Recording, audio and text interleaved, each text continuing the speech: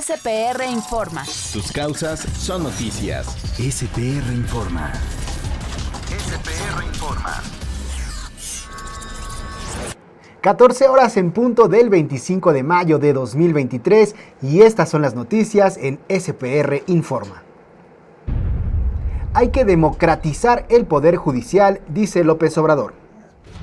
El sexenio de Salinas de Gortari, el periodo de mayor desigualdad de México. Y Ron DeSantis presenta su campaña presidencial para 2024 en Spaces de Twitter y se le cae la transmisión. Buenas tardes, bienvenidos a SPR Informa, yo soy Gustavo Ramírez, les recuerdo que pueden escucharnos a través de www.altavozradio.mx y en la aplicación de los medios públicos MX Plus, que si ustedes nos están viendo por YouTube, Facebook o Twitter pueden descargar con este código QR. Si nos están escuchando a través de Altavoz Radio, pueden descargarlo a través de cualquier tienda de aplicativos, no importa de qué marca sea su dispositivo, ahí está MX Plus para que disfrute de todo el contenido de los medios públicos. Y comenzamos con las noticias, con los datos más recientes sobre la actividad del volcán Popocatépetl. Algoritmo informativo. Algoritmo informativo. SPR Informa. Sí, así es como estamos viendo en la pantalla, así iniciamos este jueves con imágenes del volcán Popocatépetl capturadas desde distintas localidades de Puebla como Tlamacas, Alzomoni y Tianguismanalco, hasta el reporte de las 7 horas emitido por el Centro Nacional de Prevención de Desastres, el CENAPRED, aún se mantiene el semáforo de alerta en amarillo fase 3. Al momento, el Popocatépetl ha presentado 10 exhalaciones, 66 minutos de tremor, una explosión menor, una explosión moderada y un sismo volcano-tectónico. Estos sismos son inducidos por el movimiento del magma. Por su parte, Protección Civil de Puebla anunció que para este jueves se tiene previsto la caída de ceniza en las comunidades de Valle de Atlixco, Matamoros y Mixteca. Al respecto, sobre la situación que se vive en estos momentos en Puebla, un usuario de TikTok se volvió viral luego de exponerse a menos de 1 kilómetro de distancia al volcán Popocatépetl, solamente con el fin de que su audiencia escuchara el tremor del volcán. Les voy a intentar grabar cómo se escucha el tremor de Don Goyo, hoy 21 de mayo, aquí estamos súper cerca en los Arenales. Siguiente. Suban el volumen de su celular. Es ese. Ya lo está tapando la neblina, pero es esa cuevita. Entonces, sí voy a llegar. Sí llegamos. Se pudo, sí llegué al ombligo. Más o menos me hice 5 horas, 11 kilómetros. Es aquí, miren. Es esta rocota. Y aquí era donde le dejaban ofrendas a Don Goyo, mejor conocido como el Popocatépetl. Bueno, las autoridades han pedido no acercarse a Don Goyo a 12 kilómetros de distancia a la redonda por lo peligroso que resulta hacerlo por su intensa actividad. También han recomendado algunas prácticas. Escuchemos al gobierno de Puebla y estas recomendaciones.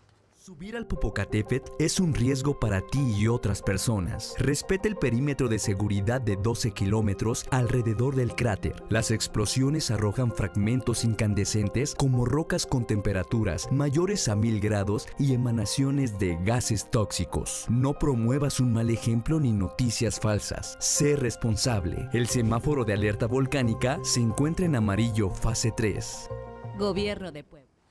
Además, la Coordinación Nacional de Protección Civil, en conjunto con elementos de la Secretaría de la Marina, se encuentran en Amecameca para evaluar las condiciones y llevar a cabo un sobrevuelo al cráter del volcán Popocatépetl. Entre otros datos, recientemente se analiza levantar las restricciones impuestas ante la disminución en los niveles de ceniza y a las 5 horas de este 25 de mayo, las estaciones de monitoreo reportaron como regular la calidad del aire, por lo que no amerita una contingencia ambiental. No olviden mantenerse informados a través de los canales oficiales de comunicación. Y seguimos con ya la información nacional porque sigue el debate sobre la reforma al Poder Judicial. El día de ayer se dio un fuerte intercambio en el Poder Legislativo donde pues algunos legisladores de Morena llamaron a obradorizar el Poder Judicial. Contexto. SPR informa. Fue el diputado de la bancada de Morena, Manuel Alejandro Robles Domínguez, quien insistió en la propuesta de que las y los ministros de la Suprema Corte de Justicia de la Nación sean electos por voluntad popular. Y por eso tendremos que llevar a un proceso de elección a ministros y ministras para que tengan que dar la cara al pueblo de México y no sigan en la oscuridad, en las resoluciones ininteligibles para nuestro pueblo de México. Eso es lo que precisamente está implicando hoy el Plan C, y si no les gusta, iremos más allá. No vamos a conformarnos con una reforma profunda al Poder Judicial. Haremos la Constitución humanista que México requiere del siglo XXI. Vamos a obradorizar el Poder Judicial porque tienen que vivir en la justa medianía. Vamos a obradorizar el Poder Judicial, declaró el diputado, y hoy en la conferencia matutina el presidente López Obrador reiteró su llamado a la necesidad de democratizar el Poder Judicial y que los ministros de la Suprema Corte de Justicia de la Nación sean electos por voto popular. No se puede de la noche a la mañana arrancar de raíz un régimen de corrupción que se impuso por mucho tiempo, siglos. Hasta mucho hemos avanzado y vamos a seguir avanzando. Pero hay que democratizar el Poder Judicial, y la mejor medicina es que el pueblo elija a los jueces, a los magistrados, a los ministros, que es lo que estamos proponiendo. A propósito de lo dicho por el diputado Robles, el senador del PAN, Julen Rementería, se lanzó contra él y declaró lo siguiente en el Pleno del Senado. Pongan atención a las declaraciones de Julen Rementería. Una joya, lo que yo escuché hace rato, una verdadera joya. Tenemos que modificar el Poder Judicial de este país. Hay que obradorizarlo. No me chinguen. No me chinguen. No puede ser esto. O sea, lo que no quieren ustedes es que sea justicia, lo que quieren es que sea modo. Si no, ¿para qué esta expresión? Y yo no vi que ninguno de los demás viniera a reconvenirlo. Obradorizar el Poder Judicial. Háganme ustedes el favor. Háganme ustedes el favor. Obradorizar el Poder Judicial. Nunca, ni en mis peores sueños pensé que oiría semejante tontería. En la conferencia matutina de hoy le preguntaron al presidente López Obrador qué opinaba de esta respuesta del senador Rementería, y el presidente aprovechó para recordarle a la población un poco sobre este personaje, por ejemplo, sobre su paso como legislador de Veracruz. No les gusta a los conservadores. ¿Cómo le va a gustar a ese senador que habló del PAN? Julen. Sí, si él se ha beneficiado del Poder Judicial. Voy a poner un ejemplo para no estar hablando así en abstracto. Él trabajó con Yunes Linares, es de Veracruz. Y en el gobierno de Yunes, aquí está Diego, porque tenemos ese asunto todavía pendiente, por corrupción de los panistas, se permitió que se construyera una torre en la zona histórica del puerto. No solamente la torre, hay que recordar que una auditoría del órgano de fiscalización superior del estado de Veracruz a la cuenta pública de 2018 reveló que Julen Rementería entregó 82 contratos de obra por 244 millones de pesos a solo 22 empresas, cuando fue titular de la Secretaría de Infraestructura y Obras Públicas en el Estado. De las 477 obras que se realizaron durante su gestión en 2017 y 2018, más de la mitad, o sea, 284, fueron vía adjudicación directa, 117 por invitación a 3 personas y solo 79 por licitación pública nacional, aunque la Ley de Obras Públicas del Estado señala que el monto máximo para realizar una adjudicación directa son 1.5 millones de pesos, pues se adjudicó bajo esta modalidad durante la administración de Rementería contratos hasta por 70 millones de pesos, justificando la acción de dictámenes de excepción por la premura de los tiempos. Y como dice el presidente López Obrador, pues parece que el senador Rementería tiene intereses particulares en la defensa que hace del Poder Judicial. Además de estar relacionado con este tipo de casos de corrupción, como el de la Torre en Veracruz, Julen Rementería también está relacionado con los movimientos de extrema derecha internacional. Así lo recordó el presidente López Obrador. También como información, ¿no?, para la gente, fue el que trajo a los de Vox. Vox es un grupo ultraderechista, ultraconservador, que actúa en España.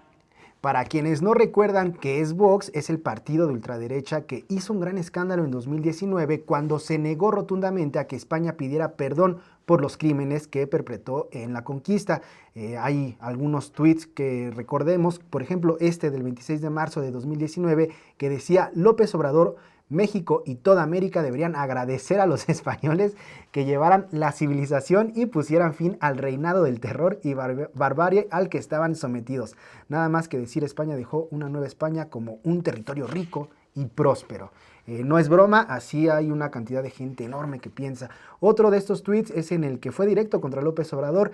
Alguien debería decir a este mediocre con ínfulas que México es independiente desde hace 200 años, que deje de pelearse con Hernán Cortés, que lleva más de 400 años muerto, y que esa gallardía que demuestra debería practicarla con Maduro, que sigue matando. Esta es la gente con la que se junta Julen Rementería y a quien les abrió las puertas del Senado, no nada más es que le haya dado tweet o retweet a estas cosas, no, les abrió la puerta del Senado y con quien se sentó gustoso para firmar la Carta de Madrid, este documento en el que expresan la preocupación algunas derechas de América por el crecimiento de la izquierda comunista en nuestro continente, entre otras cosas un poco más ridículas, pero los veo lentos en Facebook, los veo lentos en YouTube. Queremos saber qué opinan, cuáles son sus dudas, cuáles son sus comentarios sobre estas noticias. Tenemos la computadora en vivo para leer todos sus comentarios. Ya Samuel Guzmán ya nos está escribiendo, dice: el PAN está desprovisto de autoridad moral. Y ¿sabes qué? También creo que se está quedando sin ideas y sin palabras, ¿no? Porque ya subirte al Senado y decir que estas son fregaderas, pues también me parece que habla ya también de una falta de palabras, no nada más de ideas, y ya se están refugiando en pues nada más en ser estrambóticos y en ser ruidosos antes de ser propositivos y antes de decir con argumentos válidos por qué no sería bueno una reforma al Poder Judicial. Pero les recordamos nuestras redes sociales, @SPR Informa en Facebook, Twitter e Instagram. Continuamos con información de la mañanera, porque el presidente López Obrador señaló que la política que adoptó el país durante la administración del expresidente Carlos Salinas de Gortari, la cual funcionó para privatizar empresas paraestatales y entregar concesiones al por mayor, provocó la desigualdad que se vive en México. El presidente expuso una gráfica que demuestra con datos de la OCDE y del Banco Mundial cómo a lo largo de la historia la desigualdad incrementó a partir del mandato del expresidente priista Carlos Salinas de Gortari y luego de que iniciara este proceso pues de entregas de empresas nacionales. López Obrador también presentó una imagen donde se aprecian los últimos 5 presidentes que le antecedieron junto a las empresas e instituciones que privatizaron o que bajo su administración desaparecieron. El presidente López Obrador indicó que al país lo saquearon y en sentido estricto no han sido empresarios sino traficantes de influencias cercanos al poder. Pues un ejemplo fue cuando Carlos Salinas de Gortari era presidente y entregó bancos, pero justamente a quienes no tenían experiencia para manejarlos, pues los beneficiarios, aseguró el presidente, dieron moches o hicieron compromisos de subordinación política a Salinas de Gortari. Y es lo mismo, quisieron mantener el salinismo como política. Y lo lograron porque se peleó Zedillo con Salinas, pero el salinismo como política, la entrega de los bienes continuó. Si se compara esto con el saqueo de los 3 siglos de dominación colonial, no fue nada lo que se llevaron en comparación de esto. La gráfica refleja muy bien cómo fue creando, aumentando la desigualdad. Por eso, cuando hablan de crecimiento económico, hay que tener ciertas reservas, porque crecer es que se acumule la riqueza, que haya riqueza, pero no necesariamente distribución de riqueza, porque puede concentrarse en unas cuantas manos. Y también sería interesante comparar esa gráfica que presentó el presidente López Obrador sobre el aumento de estas riquezas, comparado con pues la caída del poder adquisitivo o la caída del salario mínimo, cómo no aumentó, cómo durante estos últimos 30 años pues fue para atrás, fue para abajo. Incluso es como muy común esta comparación entre nuestras familias, no sé si la han escuchado, cuando dicen, no, pues tus abuelos a esta edad ya tenían una casa, se iban de vacaciones, ¿no?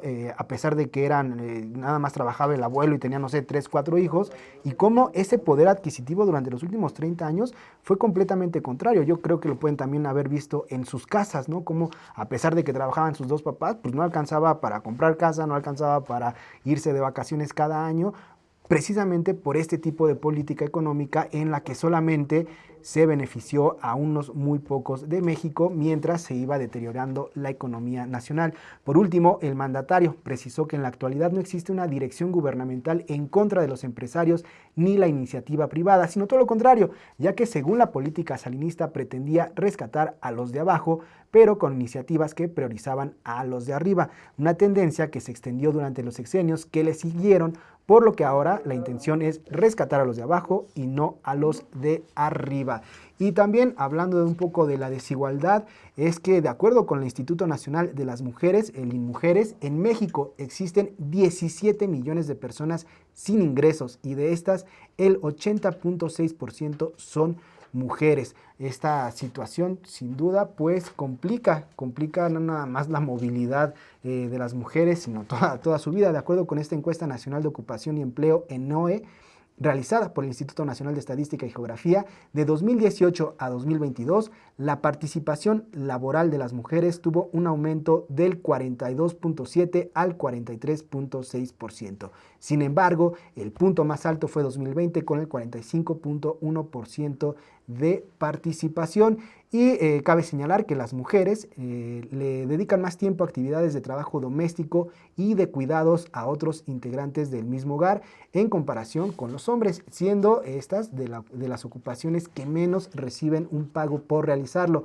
Entre otros datos, casi una tercera parte de las mujeres mayores de 15 años dependen económicamente de otra persona, ya que el 30% de ellas, de las mujeres en este rango de edad, no tienen ingresos propios, mientras que este porcentaje es solo del 8%, casi la mitad en los hombres. Estos datos fueron expuestos en el cuadernillo Desigualdad en Cifras, donde además el instituto destacó que cuando una persona no tiene ingresos propicios, limita la capacidad de tomar decisiones tanto personales como del control y uso de sus recursos. Con ello refirió que el trabajo remunerado es la principal fuente para obtener ingresos propios, situación que se relaciona directamente con la autonomía que influye no solo en lo económico, sino también en el desarrollo personal y la toma de decisiones y la capacidad de enfrentar situaciones tales como la violencia de pareja. Pero esta es una situación que solamente pues tenemos que ir impulsando a las mujeres a que logren mejores y más avanzados estudios para que se puedan colocar pues en el mercado laboral. Y rápidamente, Sandra Ávila Beltrán, mejor conocida como la Reina del Pacífico, aseguró que el expresidente Felipe Calderón tenía relación con el narcotráfico. Además de las vivencias dentro del narcotráfico, la sobrina de Miguel Ángel Félix Gallardo, el jefe de jefes, señaló en una entrevista con Adela Micha que dentro del mundo del narcotráfico vio y escuchó al expresidente de México declarando que sí tenía relación con el crimen organizado. No, Felipe Felipe estaba bien metido con el narco. Pero, Felipe, ¿cómo puedes hacer esas declaraciones públicamente sin tener pruebas? Sandra, también, es muy grave lo que estás diciendo. En la entrevista también declaró que en el tema del combate al narcotráfico, la llamada guerra contra el narco, se trataba únicamente de un eslogan del mandatario y no algo que se llevara a cabo en la realidad. Tú de oídas dices que entonces Felipe Calderón estaba metido en el narco. Pues fue él el que le declaró la guerra al narco, porque tienes que reconocer que hay ciudades y hay estados. La reina del Pacífico también hizo referencia al caso de García Luna en Nueva York, reiterando que se trataba de un corrupto y secuestrador, como también lo había declarado en una entrevista con el periodista José Luis Montenegro. Y a propósito del caso de García Luna, pues continúa vigente, ya que la Fiscalía General de la República consiguió 61 órdenes de aprehensión en contra de personas relacionadas a contratos de penales federales durante la época del superpolicía. Las personas contra las que se giraron órdenes judiciales habrían tenido la relación con el entonces secretario de Seguridad a través de 10 contratos ilícitos por una suma alrededor de 1.112 millones de pesos, misma que habría sido sustraída por triangulaciones ilegales internacionales. Pues así estas declaraciones de la reina del Pacífico en entrevista con Adela Micha. Díganos qué opinan, qué piensan. Obviamente ya se está diciendo pues, que también era una persona ligada al narcotráfico y de la que no se puede creer cualquier testimonio. Sin embargo, bueno, pues ya son muchas voces en este medio que pronuncian lo mismo, que sí había un conocimiento desde el gobierno federal de nuestro país. Y en temas internacionales, Ron DeSantis, actual gobernador de Florida, Estados Unidos, publicó en Spaces de Twitter hizo público su anuncio para ser candidato a la presidencia de Estados Unidos. México en el mundo. México en el mundo. SPR informa. Así es, acompañado de Elon Musk, el dueño de Twitter, Ron DeSantis hizo pública su candidatura hacia la presidencia de Estados Unidos en 2024.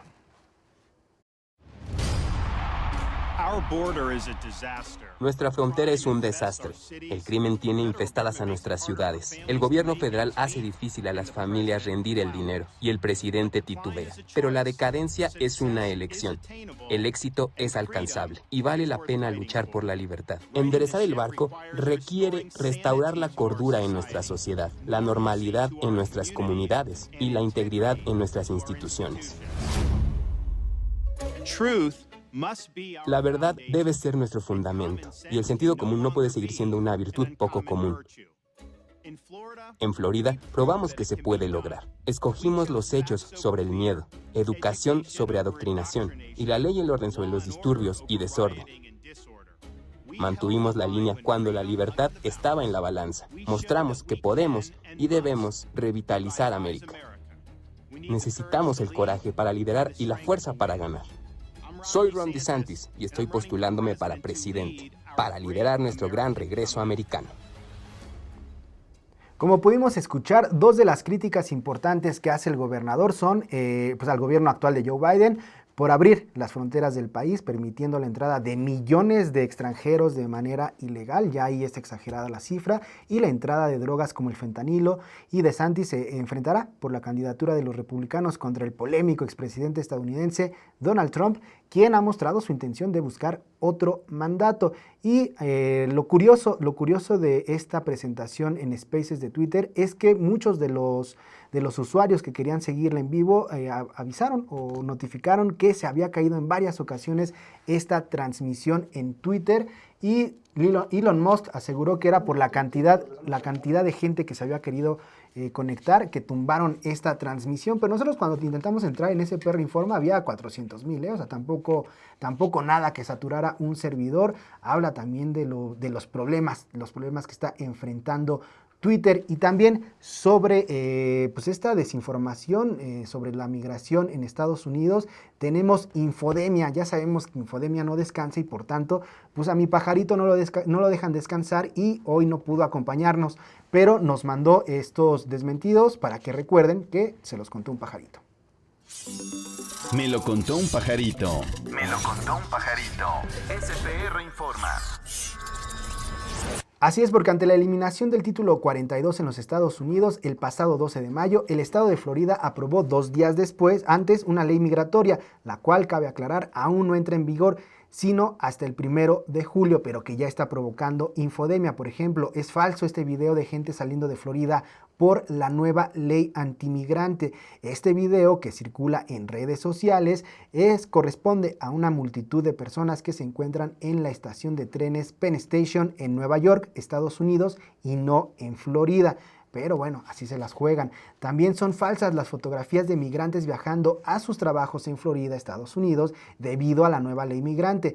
Pero las imágenes que circulan en redes sociales corresponden al trabajo fotográfico de Alejandro Cartagena, quien las tomó en la carretera 85 de Monterrey, Nuevo León.